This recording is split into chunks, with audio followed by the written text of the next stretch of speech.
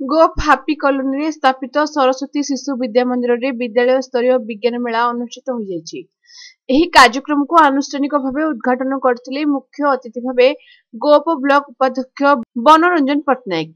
एथिरे सम्मानित अतिथि भावे गोप महाविद्यालयर पूर्वतन अध्यक्ष तथा महाविद्यालय परिचालना समितिर सभापति प्रकाश चंद्र खटोई, विचारक भावे निमापड़ा शिशु विद्या मंदिर प्रधान आचार्य प्रसन्न कर, विद्यालयर प्रधान आचार्य तोफान दलाई, विद्यालयर संपादक सत्यनारायण सेनापति प्रमुख विज्ञान मेला परिचालना करथिले। एथिरे मोट 106टी विभिन्न प्रकारर प्रकल्प कुनि कुनि पिलामानक द्वारा प्रस्तुत होइतिला। वर्तमान जेउभली जल स्तर क्रमशः ह्रास पाउछि तार किपरि प्रतिकार करा जाय परिबो सेतिपई जल संरक्षण उपरे गुरुत्व दिया जायतिला। प्राकृतिक विपर्ययको किपरि रोका जाय परिबो सेतिपई पिलांक भितरे प्रेरणार वार्ता दिया जायतिला। जलवायु प्रदूषण को किपरि रोका जाय परिबो इत्यादि विभिन्न विषय रे प्रकल्प मध्यरे बुझाइतिले कुनि कुनि पिलामाने। एमानक मध्यरु सर्वश्रेष्ठ प्रकल्प आनिथिबा पिलांकु जिला स्तरीय विज्ञान मेलाकु चयन कराजिबो।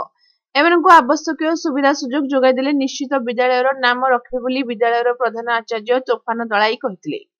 आज सरस्वती शिशु विद्या मंदिर हापी कॉलोनी गोपर जो विज्ञान मेला विचारक भाव में मत डाकिले मु देखिली पिला मानक भितर प्रबल आग्रह अच्छी जो 6टी विषय विभिन्न प्रकल्प करके विशेषकर आमर सप्तम अष्टम पिला माने जो गणित प्रकल्प करके बहुभुज उपर बहुत भल लगे एवं पिला मानकर मु देखिली प्रकल्प भी आग्रह बहुत अच्छी आम जजमेंट कला बेले प्रश्न पचारूँ पिला माने बहुत आग्रह सहित उत्तर दौले एवं पिला माने परवर्ती समय फेर प्रथम द्वितीय स्थान अधिकार कर संकुल स्तर प्रतियोगिता जी मुझे भावुची हापी कॉलोनी रे पढ़ुवा शिशु मंदिर पढ़ुवा पिला मानक भितर विज्ञान प्रति बहुत श्रद्धा एवं अपेक्षा अच्छी उपरको जावा। मो नाम अन्वेषा साहू, श्रेणी नाम तृतीय, नाम सरस्वती शिशु मंदिर प्रकल्पर नाम औषध वृक्ष।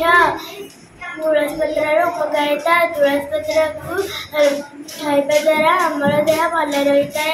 तो प्रतिदिन खाली पेटे 2टी तुलसी पत्र खाइबा द्वारा कैंसर रोगर जीवाणु धीरे धीरे कमवाक लगे। थंडा काश होता बेले तुलसी पत्र काढ़ा पीवा द्वारा आमर थंडा काश भल होता है और शरीर रोग प्रतिरोधक शक्ति बढ़ाए। पंचम श्रेणी में पढ़े वो विद्यालय नाम है सरस्वती शिशु विद्या मंदिर।